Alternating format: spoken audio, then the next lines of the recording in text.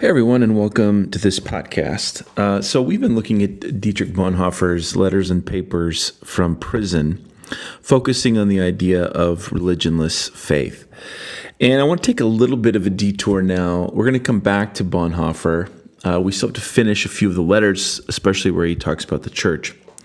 But I'm currently on a pilgrimage in Italy, walking the way of St. Francis. And the way of St. Francis starts in Florence, moves through a place called Laverna, where Francis experiences the stigmata, and then it moves down into Assisi, and then from Assisi to Rome. And for the last 8 years, 9 years, every other year, I've taken students on a pilgrimage where we start in Assisi and we spend some time there. And then we make our way to Rome. We don't walk the whole way. There are parts of it that you're kind of walking through fields. So we focus on the places that are specific to Francis, where he spent a lot of bit of time. And there are things, we can look at and talk about. And it's a fascinating experience. And it's an experience that's really gotten me thinking about this idea of religionless faith. Because immersing yourself in the kind of medieval Catholic world of St. Francis, you recognize that pilgrimage, the idea of pilgrimage, is grounded in a particular social imaginary. So there's a way of thinking about the world in which the supernatural or the transcendent world engages or interacts with the natural. As Charles Taylor in A Secular Age talks about it, the line between the two is porous. And so material objects can contain grace or special powers of transcendence.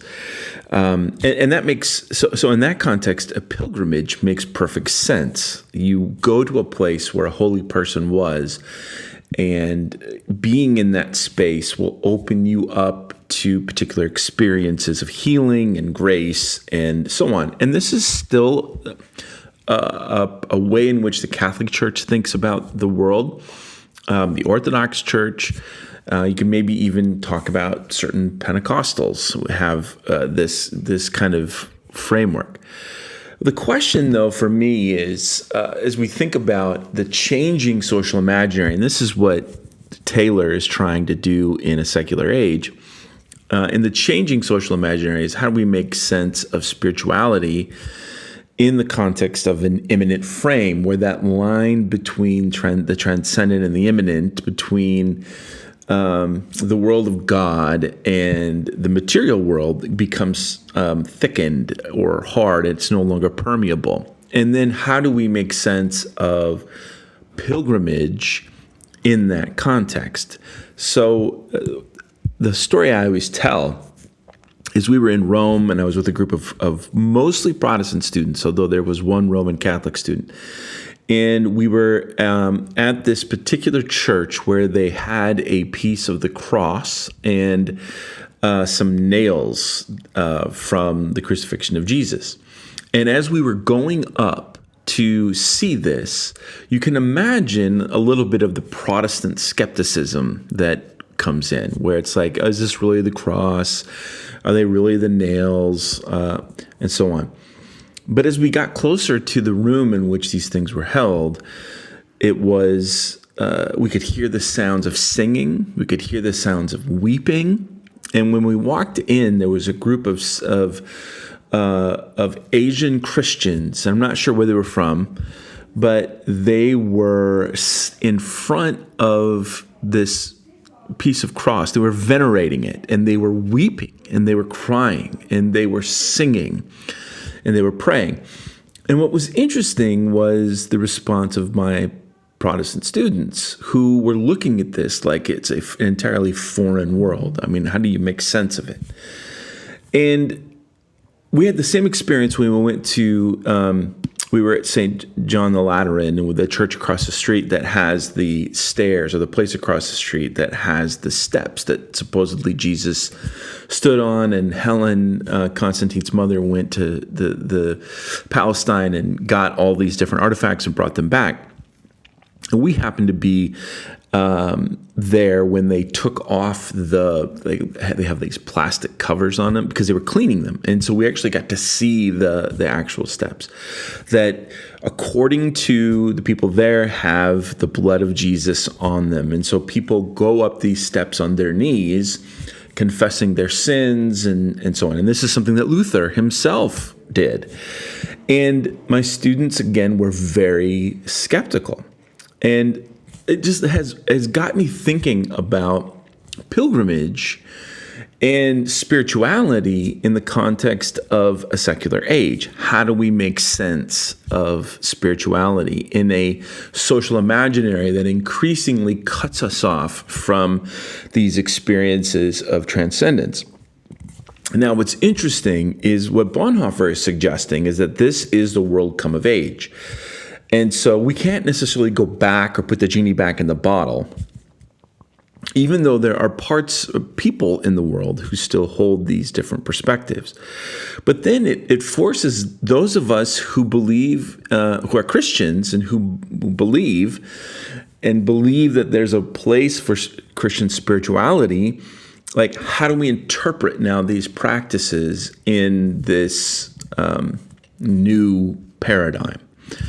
And that's where I find Bonhoeffer to be helpful, but that's also where I find Francis to be helpful. Now, I want to be careful because I'm not trying to make Francis into, a 21st century fill in the blank. I understand that Francis lived in the medieval world, and so he was a part of that world in which grace and divinity flowed through the world and the sacraments, and he was a part of the church and the institutional church.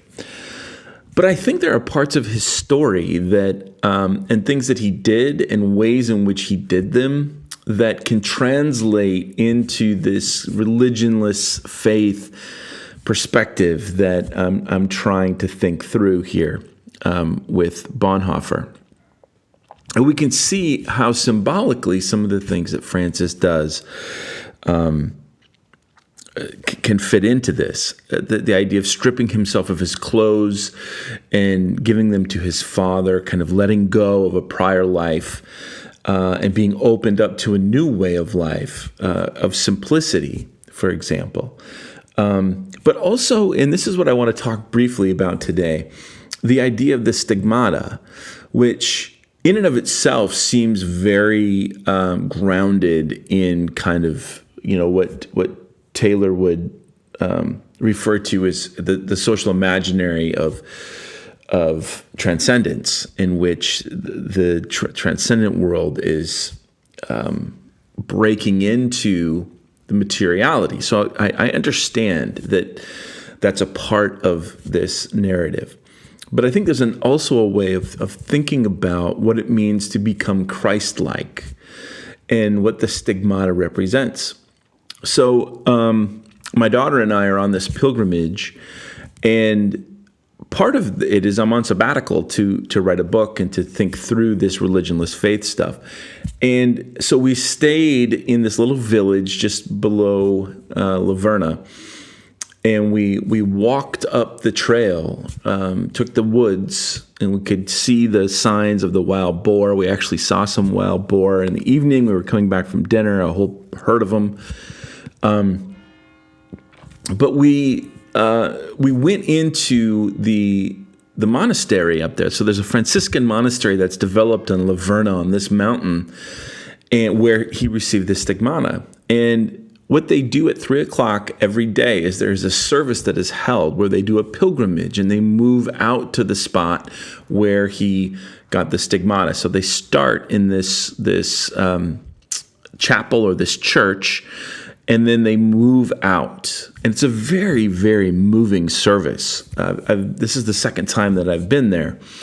And it starts with this like a liturgical prayer, and then the brothers come out with the cross, and they begin to sing and chant about the hands and the feet upon which Francis received the mark. And then as they process out, all of the people follow. We move over to this little chapel, and we go kind of 2 by 2 down this long hallway. It used to be outside, but they want to make sure that they can get there in the wintertime.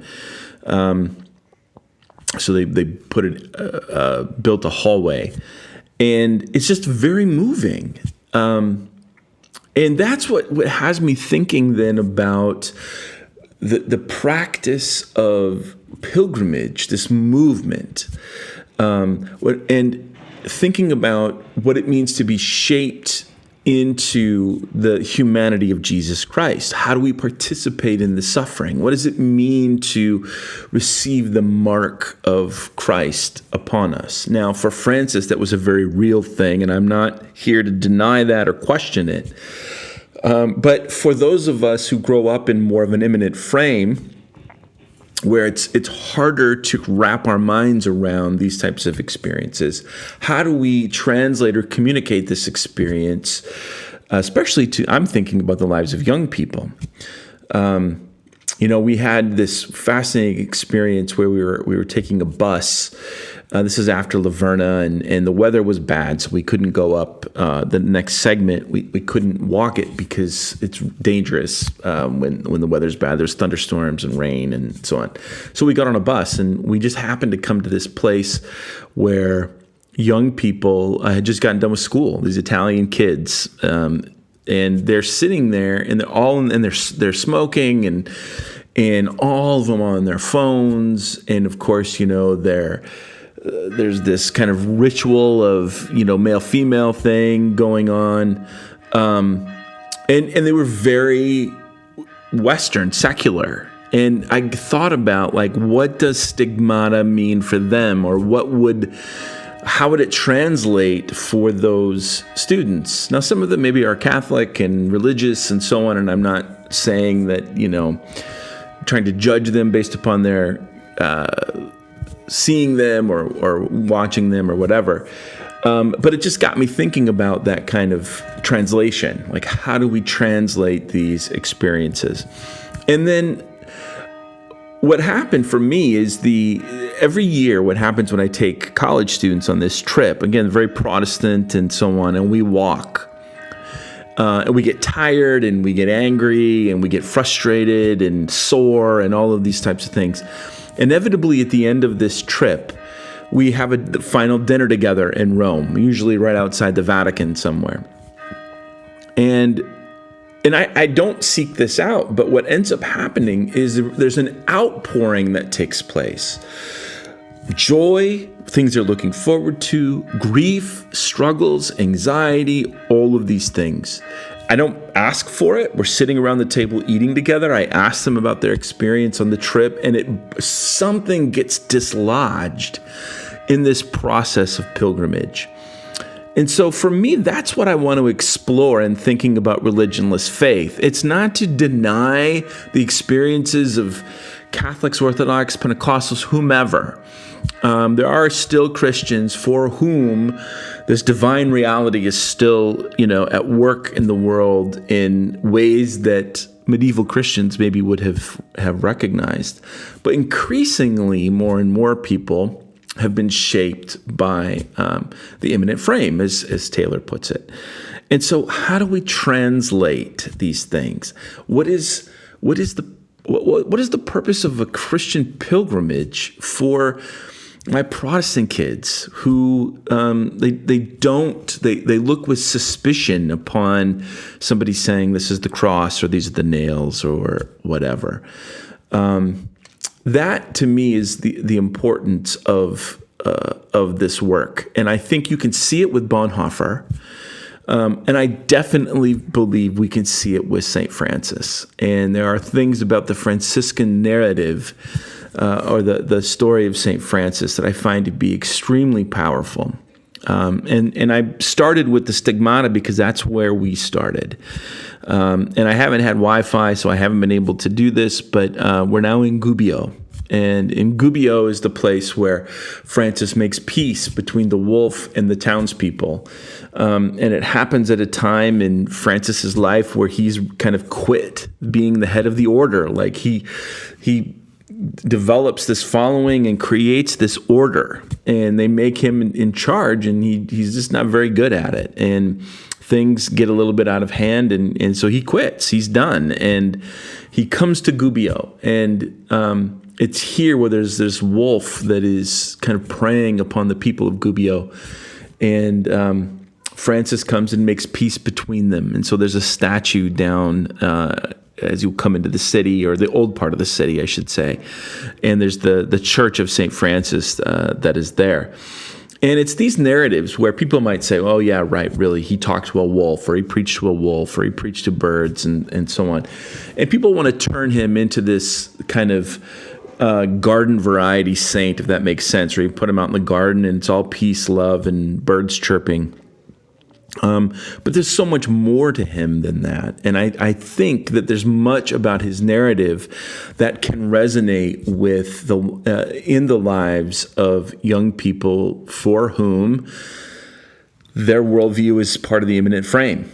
And part of this is going to be redefining poverty, a stripping away. How do we help young people strip away some of the ideological things that are at work now in this world, including religion, and including those who want to use religion to kind of beat people over the head and funnel everybody into kind of the same way of life and so on.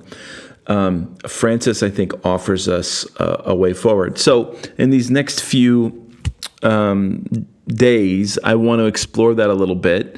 And when I get a chance with Wi-Fi, I'll try to do one of these podcasts and load it up. But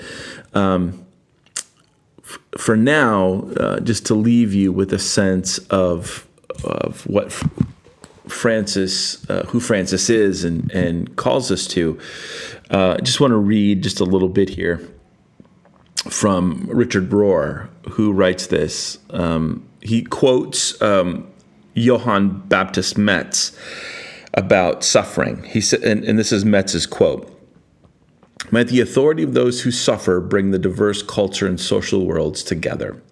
And then this is Rohr's take on it.